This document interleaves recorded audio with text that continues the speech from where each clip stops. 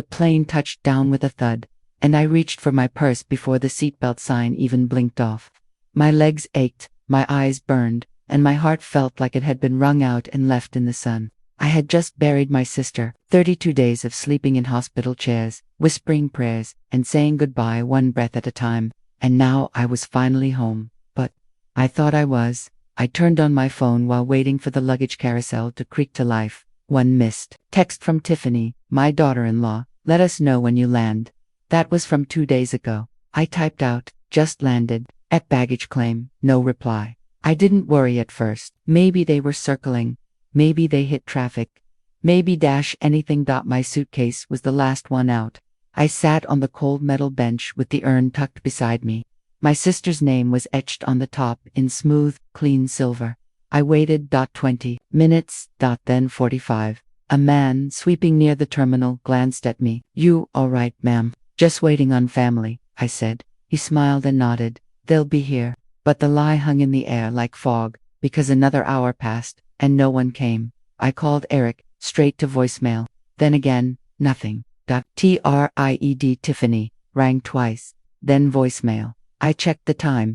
93 minutes had gone by. Finally, a text popped up from Eric. Sorry, things came up. Hope you can find a ride. That was it. No, love you. No apology. No shame. I stared at the screen until the letters blurred. I didn't cry. Not right then. I just stood up slowly and gripped the handle of my suitcase tighter. I walked outside, into the cold air, people rushing past me with hugs and balloons, kids squealing, families reuniting. I was the only one standing still. The only one no one came for. I looked at the black town cars lined up along the curb. One caught my eye. The driver held a little white sign that didn't have my name on it, but his eyes met mine. You need a ride? He asked. I nodded. He helped me in, loaded my bags, and asked politely where I was headed. I told him the address, my home, the house I helped buy, the one I let my son move into after my husband died. As we pulled away from the curb, I looked at the urn in my lap, then at the city flashing past the window. I whispered, more to myself than anyone else. They left me at the gate, so I'm arriving my own way, and I wasn't coming empty-handed. They thought I'd stand outside the terminal, waiting like a forgotten suitcase. But if you've ever been left behind by your own blood, stay with me. Like, comment, and subscribe if you know what it means to rise with dignity. The car was quiet except for the hum of the engine and the soft jazz playing through the speakers. I hadn't said much. I was too busy holding back the thousand things I wanted to scream into the leather seats. The driver glanced at me through the mirror. You sure they knew you were coming? I gave a short laugh. They knew. He didn't press that after a while. I asked, what's your name? Janice, she said. I usually do weddings and airport runs. Not often I get someone riding with an urn. I looked down at the silver box resting in my lap. My sister, I said quietly. She died 2 days ago.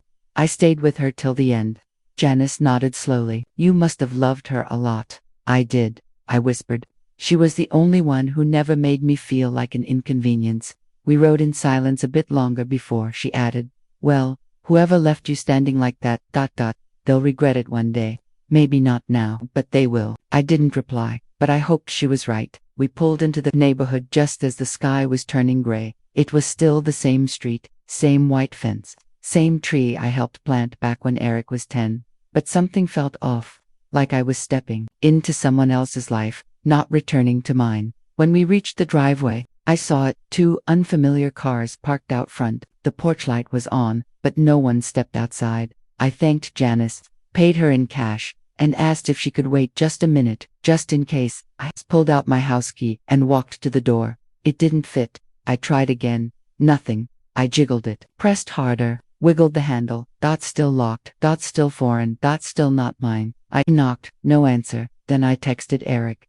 The key doesn't work. A moment later, the reply came. Oh, yeah, we changed the locks. Meant to tell you. That was it. Not a sorry. Not a welcome home. Just meant to tell you. I turned and walked slowly back to the limo. Janice rolled down the window. You, okay? No, I said, swallowing the heat rising in my throat. But, I'm going to be.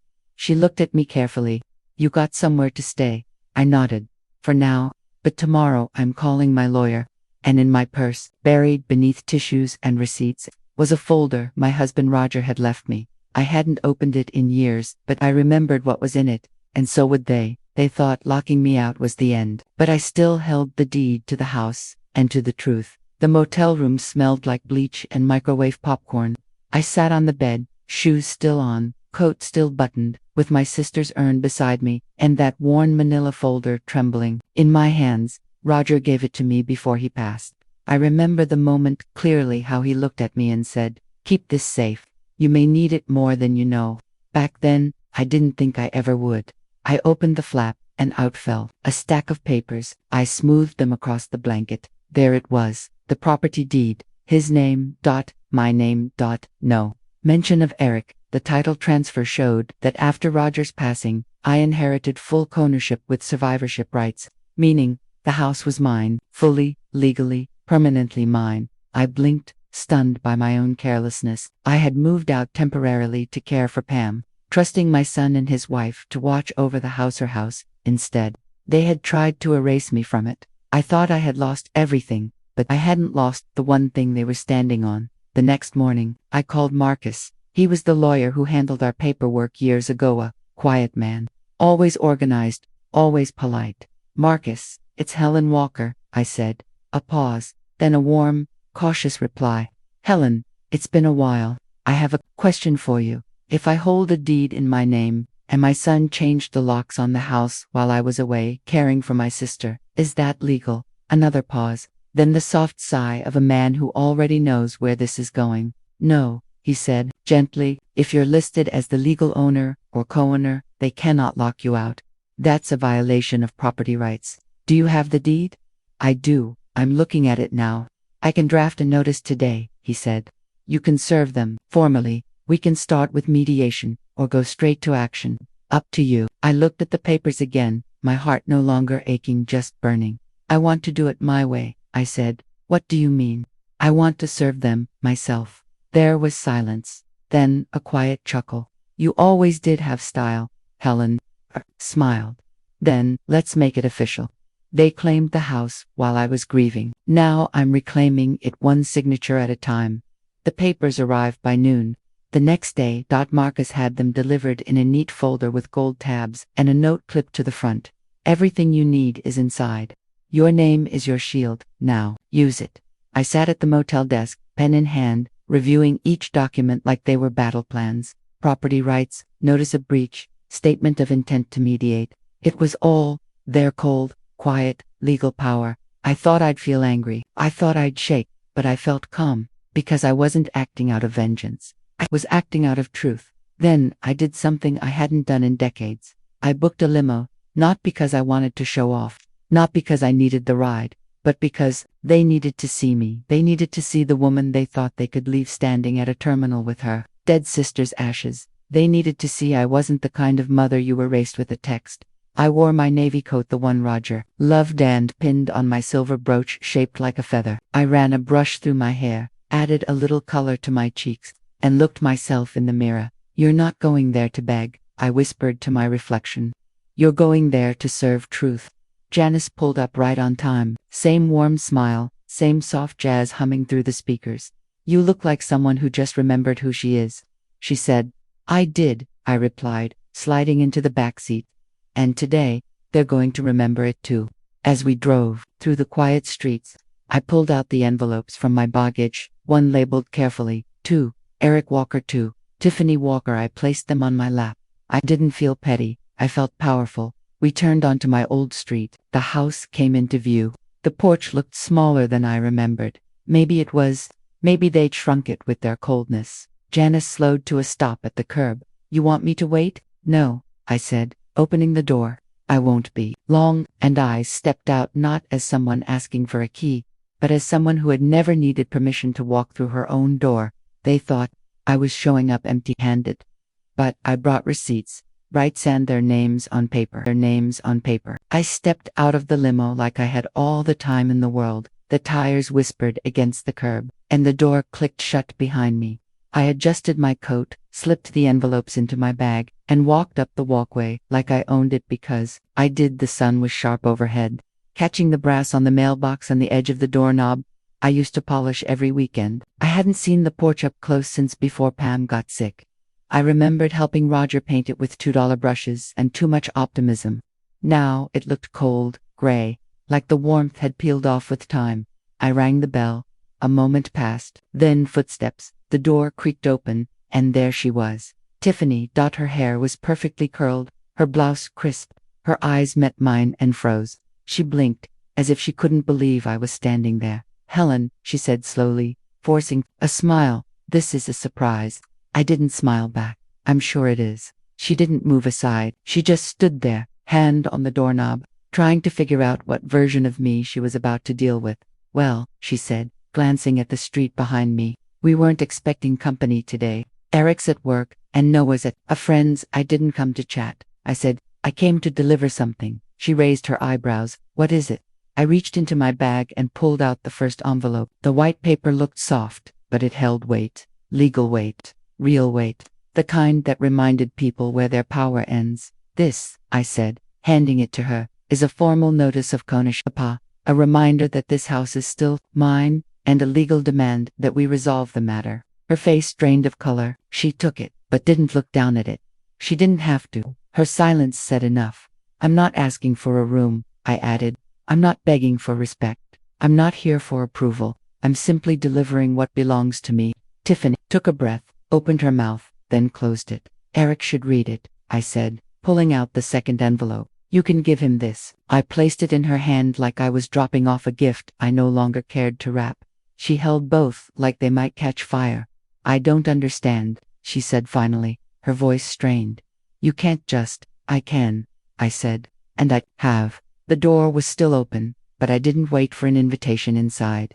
That wasn't the point. The point was that I had arrived, fully, entirely, and with everything they didn't expect: my presence, my name, and my voice. And this time, I wasn't going anywhere. They left me standing outside once. Now I leave them holding the truth, paper bound and irreversible. I didn't turn back right away. I walked slowly down the front steps, letting each footfall echo in my bones. Not because I was unsure, no, those days were behind me.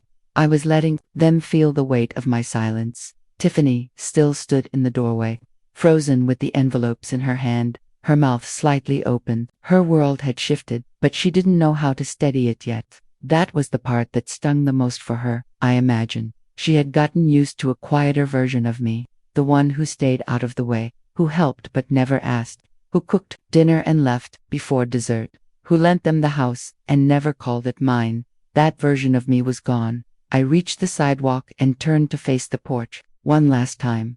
"You changed the locks," I said, without asking, without telling me. "Do you realize what that means, Tiffany?" She hesitated, then crossed her arms. We thought you wouldn't be back." "You didn't think," I said. "You assumed, and you gambled on my silence." She flinched at that. Just a flicker. I stepped forward, closer, but not too close. I wanted her to hear me clearly. "You had every chance to include me, to speak to me, to make space for someone who made this house possible. But you chose erasure." "We were just trying to know," I cut in gently. "You were trying to move on without me, and I let you for a while. But now I'm back, and I'm not asking for anything. I'm claiming what was never yours to steal." Her arms tightened over her chest. "Eric will want to talk." "I look forward to it," I said. "But the law doesn't need his comfort to recognize my name." Behind me, Janice rolled the limo a few feet forward. The engine purred like a quiet warning. Tiffany glanced at it. "A limo, Helen, really?" I smiled then. For the first time since Pam died, a real smile, sharp and earned. "Yes, because if you're going to return after being forgotten, you don't do it with tears, you do it with presence." She didn't have a response to that. I turned, walked to the car, and let Janice open the door. Once inside, I leaned back and looked at my reflection in the window. My eyes were tired but steady. My hands rested calmly in my lap. I didn't feel like a victim anymore. I felt like a woman who had just set her own record straight. As the limo pulled away from the curb, I saw Tiffany still standing there, still holding the notices, still watching, and I knew this time. She wasn't seeing a problem. She was seeing a woman who had never stopped belonging. The paper said what they tried to forget. My name is still on the deed, and now I'm done being silent about it. It was later that evening, back at the motel, when my phone lit up. Mia, my granddaughter. I hesitated before answering. I didn't know where she stood in all of this.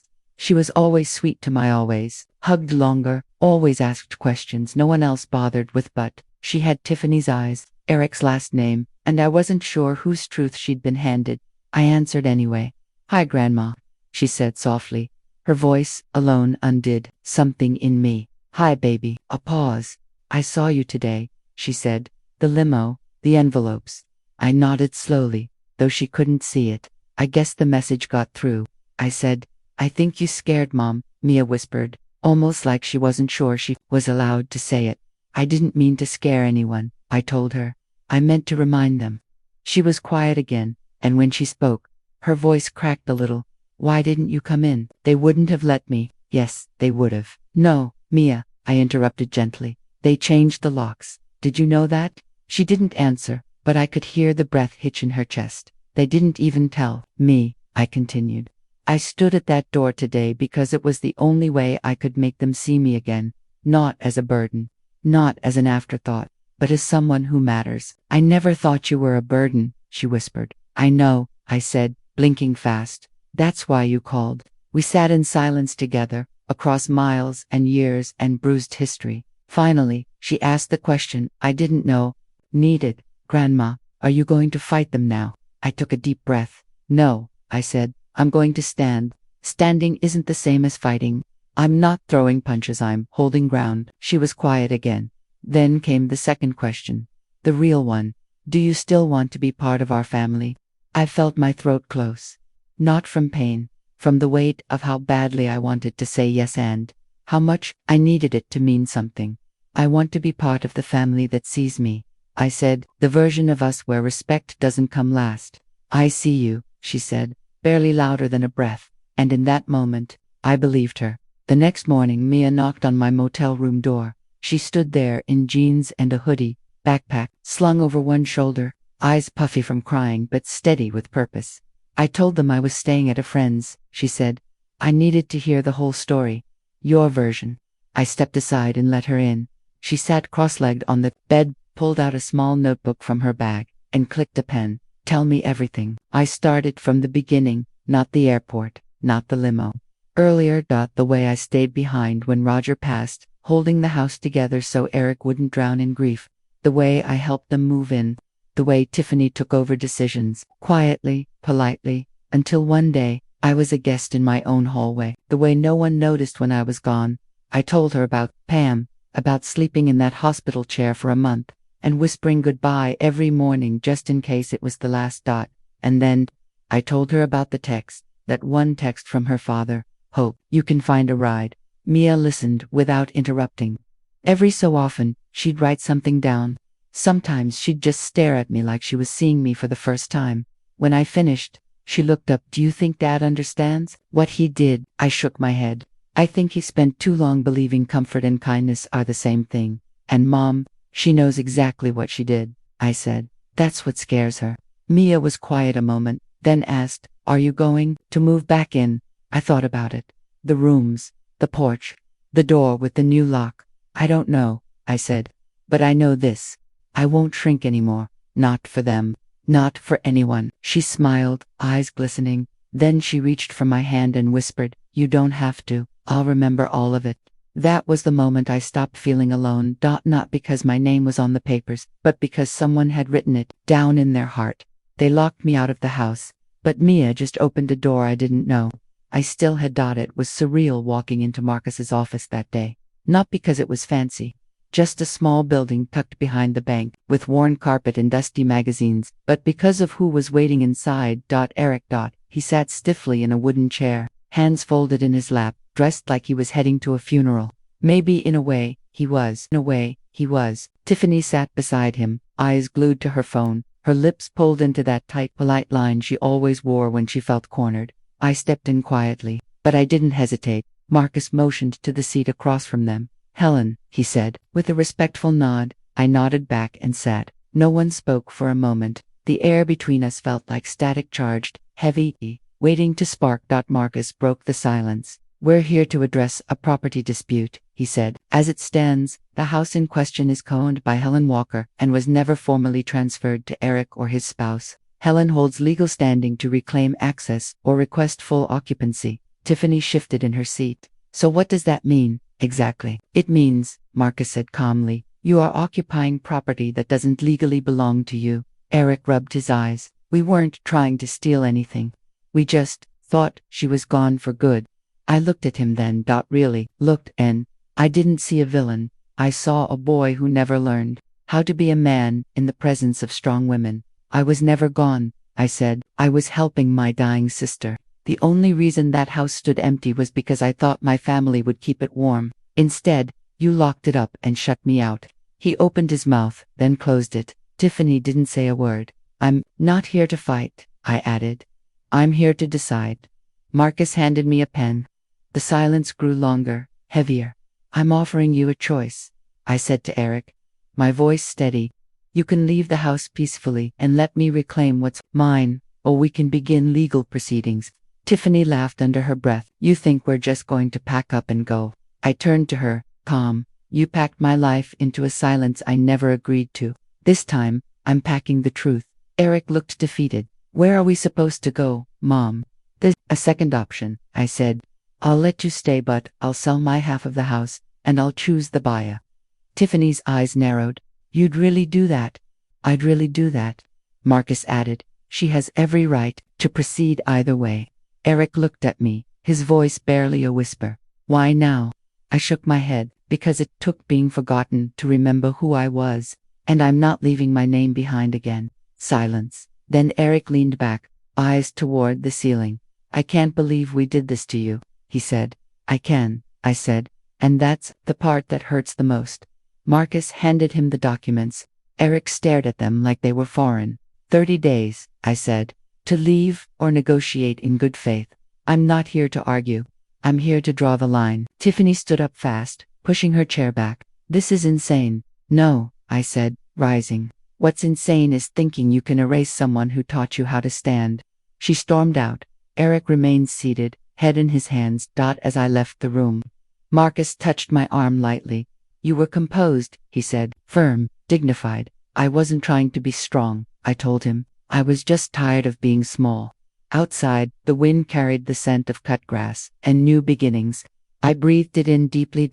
And for the first time since Pam died, I felt like I was returning to something me. They sat across from me expecting mercy, but I brought something stronger. My name, my voice, and a deadline. I moved back into the house on a Thursday. Eric and Tiffany didn't contest it. Maybe they finally believed the papers. Maybe they just knew I wasn't bluffing anymore. Either way, they packed up their things and left quietly. 2 days before the deadline, the house was cleaner than I expected. The furniture was still in place, but the walls felt hollow, like even the drywall was unsure of who belonged there now. I stood in the doorway for a long time. Then, I walked the rooms. One by one, the kitchen still smelled faintly of rosemary and lemon, my old cooking scent. The upstairs hallway still creaked in the same place. Roger always stepped to avoid waking me. And the guest room, my room, still had the blanket I'd folded before leaving for Pam's. It felt like the house had held its breath, and now it could exhale. I opened the windows wide, let in the air, the truth, the freedom. I carried Pam's urn gently into the living room and placed it on the mantel. Beside it, I set a photograph of Roger, smiling in his favorite chair with a coffee mug and a crossword puzzle. I whispered to them both, we made it back. Then, I made myself a cup of tea and sat on the porch. No limos, no tension, just me and the wind. In silence that didn't hurt, it healed. The sun was setting when I heard a soft knock on the porch. Rail. Mia. She stood there with a notebook tucked under one arm and a bouquet of wildflowers in the other. For you, she said shyly. The flowers. And this, she handed me the notebook. The front read, things Grandma taught me without saying them out loud. I opened it and saw page after page in her neat handwriting. Quotes, memories, pieces of our phone call, notes from our night at the motel. I blinked, back tears. You wrote all this. I wanted to remember it all, she said. I didn't want anyone else to write your story for you. I hugged her tight. Then we sat together on the steps, side by side, like old friends. Are you okay now? She asked quietly. I thought about it. I thought about being left at the airport with no welcome, no ride, and no room to go back to Dot. And then I thought about standing on that porch with the deed in my hands, about watching Tiffany open the envelope with my name on it, about Eric's quiet guilt, about Mia's unwavering eyes. I'm not just okay, I said. I'm home. She smiled and leaned her head against my shoulder. I'm glad you didn't disappear, Grandma. I smiled too. I didn't disappear, I said. I arrived. The sky darkened, but we stayed a while longer. The stars blinked awake, the house behind us breathed in, steady and safe. And I realized something beautiful. I had always belonged here. They were the ones who forgot, but I remembered, and I returned not with rage, but with the truth, with the deed, with the story, with myself. They left me at the gate, but I arrived on my own terms and, this time, I brought the papers.